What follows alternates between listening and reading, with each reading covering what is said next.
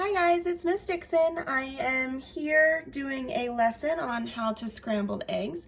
I have the help of Lily in here. She's going to be our little assistant to help us with scrambling eggs. I hope everybody is enjoying their break and they're staying safe. So today we're going to be scrambling eggs. I have some eggs here. These are large eggs. And here, first thing you have to do is you have to crack the egg. So you're going to want to find a corner. I'm going to use the corner of the bowl here to crack. And then you'll see the crack mark through.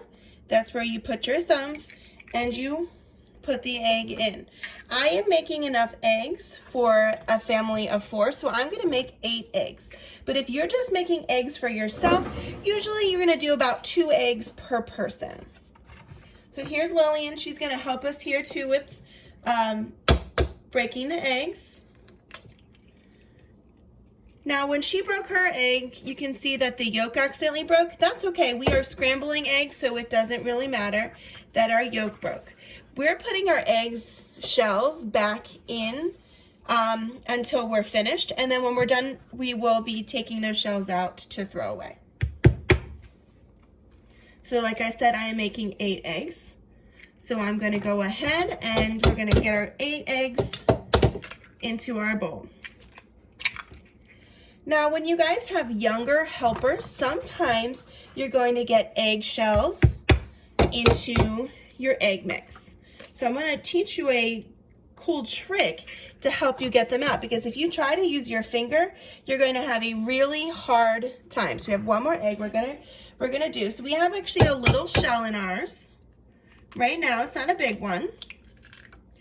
So what I'm going to do is I'm going to take half of the eggshell that we just used, and it's kind of hard to see, but it's a little guy in there, and I'm going to use our eggshell to scoop out the shell. And my first try didn't work, so I'm going to try again, and it's in there.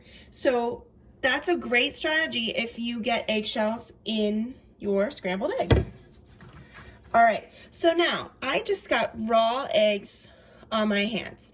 So it's important that you keep your hands clean. And now I have to make sure that I am careful what I touch. So I'm going to go ahead and pause the video because I need to wash my hands with soap and water. And that's something that you should always do before you started cooking. That's something I should have said before. Before we started our video, Lillian and I, we washed our hands already. So I'm going to pause the video and I'm going to be back after I wash my hands. All right, guys, so we are back. We have our nice clean hands, and so we can go ahead and start using our utensils. So when you're making scrambled eggs, you can use a couple different tools. So here we have a whisk and we have a fork. So I know not all houses might not have a whisk, so I'm going to show you how you can use a fork, and I actually prefer to use a fork to scramble my eggs. So before I start scrambling, we're going to add some ingredients. Now, this is where you kind of think about what you would prefer in your eggs. I always put salt and pepper. So I shake in a little salt or pepper here, and then I'm going to shake in some salt. Mom. You don't want to put too much salt because you don't want your eggs super salty. And I like to put milk in my eggs. It helps make them get nice and fluffy. So I use almond milk because I'm lactose intolerant. You can use regular milk. And if you don't have milk, if you would like those eggs nice and fluffy, you can use water as well. So my rule is that you use a tablespoon for every 2 eggs. So I put in 8 eggs. So I'm going to need to use 4 tablespoons. So parents, this is where you can do some math learning with your kids, and you can talk about how you do these measurements. So here's my tablespoon. I'm going to measure here. You're going to measure carefully, and you're going to get it right to the top, and I'm going to pour it in. I need 3 more. Okay, Mom. 2 more. Well, now 1 more. Okay, Lillian would like to help with the scrambling, so I'm going to explain to you what I do, and then Lillian is going to go ahead and do that for us. So what I do is I take my fork and I put it in, and you want to keep it under the liquid here, and then you're going to make like a circular motion. Now, of course, I'm doing it really slow, so once you go faster, it's harder to see, but I'm making little circles in the yolk. egg here. You don't want your fork too high because then you're gonna splash. So you want it nice. Mine, you can hear mine hitting the bottom of the bowl. So Lillian is going to go ahead and finish scrambling our eggs. And just so you guys know, Lillian is 7 and she's almost 8. So even my younger friends, you can help with cooking as well. So go ahead and scramble. So see her using those circles as she is making her eggs. So you'll know you're ready when you don't see any clear in your eggs, or very little clear, and all of your yolks are broken up. If you see whole yolks, you're definitely not ready. So I like mine extra whipped, but if you're ready to cook, you're good to go. So I like to get them nice and fluffy. You're kind of whipping some air in there so that they're nice and fluffy eggs. So once you have scrambled your eggs, you are ready to begin cooking. So let's talk about some safety here. First, you want to make sure you always have an adult supervision when you are cooking because you can easily get burnt. So let's be careful there. So here are the settings on our stove. Let me move the camera over here a little bit. So you can see that we're going to be using this burner. Now, you want to set your burner to medium heat. So you can see mine goes from 0 here to high. So I like to go in between the 4 and the 5 here, or 4 and the 6 here to about 5. And then I turn that on. All right. So you can see my burner has come on. Now we have to be very, very careful. One thing you want to be careful of is not to have your handle out here. You can see I have a little one walking by here and they can easily bump it and get burned, so that's dangerous. So when you're cooking, you want to turn your handle in a way that it's not easy to be bumped. Now, in your pan, I've turned it on. I'm going to add a little bit of butter. So you're going to add something to grease your pan. If you have cooking spray, that works too. So I'm going to get a little piece of butter. I'm actually going to use my turner here to get the butter. You can use a butter knife too. And it's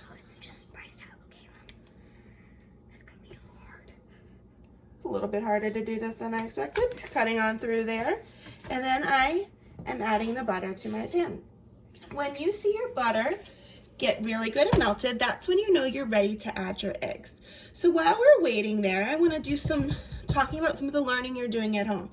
So moms and dads and students that are listening at home, you want to make sure you are doing lots of reading. That's something you can do.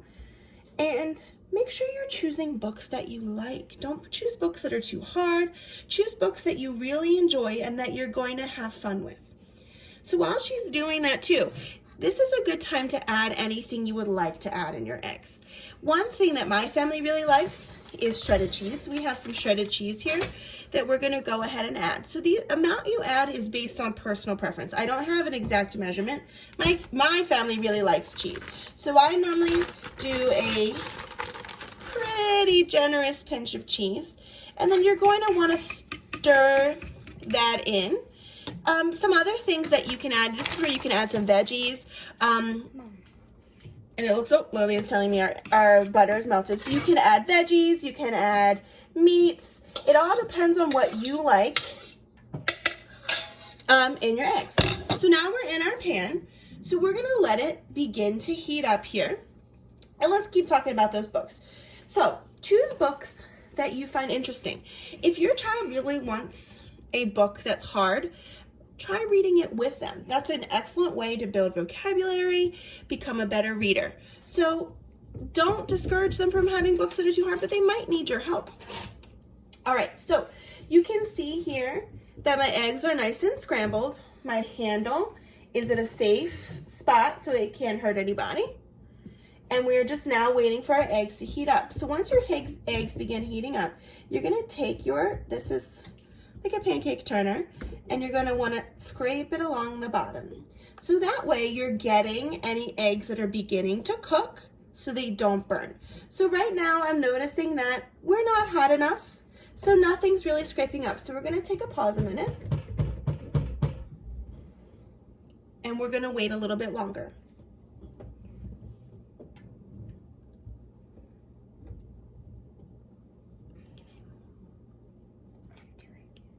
All right.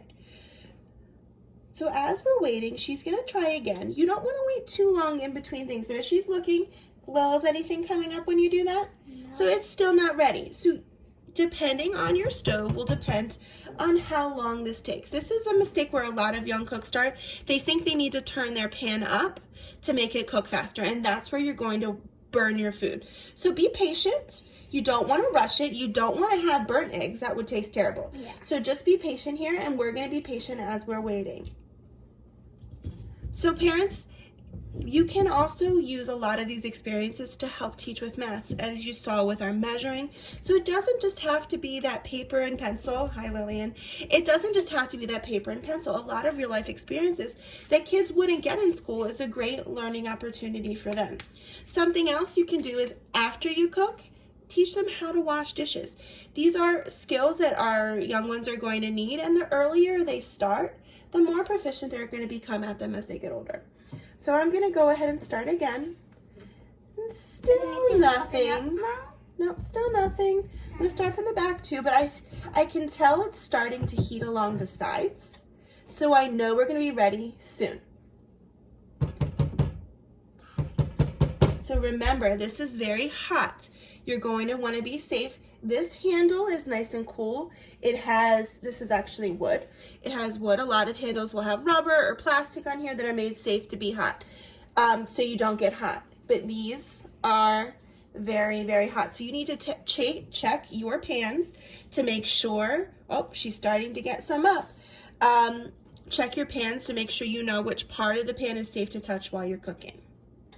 All right, so you can see she's starting to get some up, so she's going to be just scraping along the bottom. Again, making sure that nothing is burning. What's up, Aiden?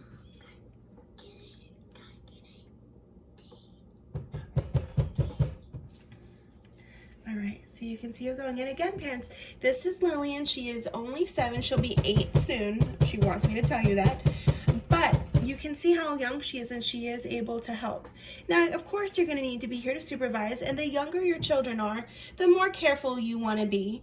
I have a 5-year-old son as well, and I would probably have him come help a little bit, but I would do most of the cooking here. If your students are older, you might be able to give them a little more freedom, especially if they get a little more comfortable. So you can see our eggs starting to come up here. She's scraping along the bottom to keep those eggs from burning. Now this is important to why you shouldn't have turned up your pan, because you can see she's allowing more and more egg to get to the bottom there. She's going a little fast. So you do want to give it a second to begin to cook. If you have it too hot, that stuff is going to begin to burn, and you're still going to have raw egg on top. So make sure you remain patient and you don't turn that pan up too much.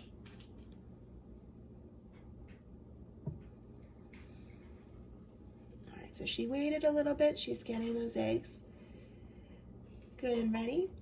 So she'll keep going until you see none of this liquid left. So again, here's where you can talk about some science. Talk about how the egg is turning from a liquid to a solid. So these life experiences are great learning opportunities too. You can talk about what the steam is, talk about how that's water that's turned into water vapor. Evaporating. It is evaporating. So you can use that great scientific vocabulary with them as well. So now this is going to start to be going pretty quickly. And you might want to begin to this is where parents, you might want to kind of take over, making sure you're turning things and making sure there's nothing being stuck in your pan in the same spot for too long. So you can see we're almost there. We're going to let it sit a little bit longer, and then I'm going to do another big flip again. And can we help them teach pancakes? Lillian's wondering if we can do other cooking videos. She really wants to have pancakes with our scrambled eggs. No. We're going to stick with the scrambled eggs for now. Then pancakes tomorrow? We'll see, Lillian. Yes! All right, so I'm going to go ahead and flip. So now you can see we have a really good solid egg here, but there is some liquid on top. So I'm going to flip it here.